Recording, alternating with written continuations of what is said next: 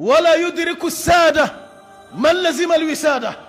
Duk wanda ya ce kwana zai dinga yi, zai dinga bin inuwa, ba shi ba aiki na duniya wala kiyama, to bai zai zama shugaba ba. Tun da laferu ya mandu da shi, to shi da laferun kenan har cikin kabari.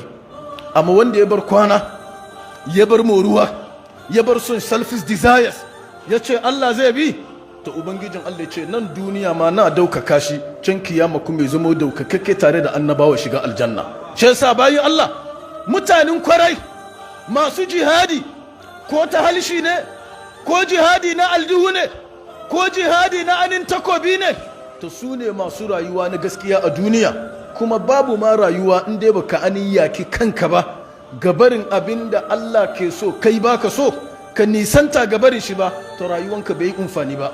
Shi yasa malamai suka ce mana laulal mashaqqa, ba don gajiya da wahala ba da kowa sarki ne, amma wahalan da ke ciki yasa sarakai suka zama sarakai, ku da ba ku iya wahala ba ku zama sarakai ba. Shi yasa in ka wahala dole shi ubangijin Allah ya baraka ga hutu. Amma ka ce ba za ka yi wahala ba, ka bi inuwa, ka zauna kana gira ya zo maka, to haka mutu bai zuwa. Shi yasa ya kamata ka gano haka, don sama ba ta adarin anin arziki, ba ta adarin abinci, sai dai ta kawo maka ruwa. In ka saye sauki ya taushi, kai ka jujjuya shi ka sa abin da kake so sa'an nan ya fito.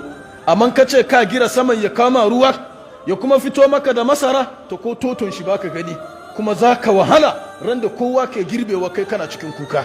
Shi yasa in ka wahala duniya, to shakka babu kiyama za ka ga sauki.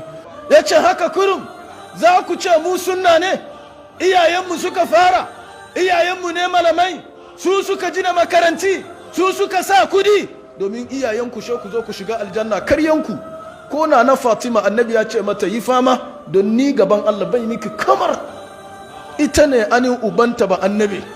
In an tambaye ta kiyama aka ce wa kike bi, in ta ce babana, an ce shiga aljanna don babanta annabi ne. Amma kai an tambaye ka wa ka bi, in ka ce babanka, sha ce jahannama don ba aiko ma babanka ba. Amma tare da shi yana gaya mata nemi abin da kike bukatan ki samu a kiyama, ko ni wuri na daga nan muddin ina duniya, amma na mutu kin mutu, ba ni ba ki, kowa abin da ya aikata shi zai kai shi gaban Allah.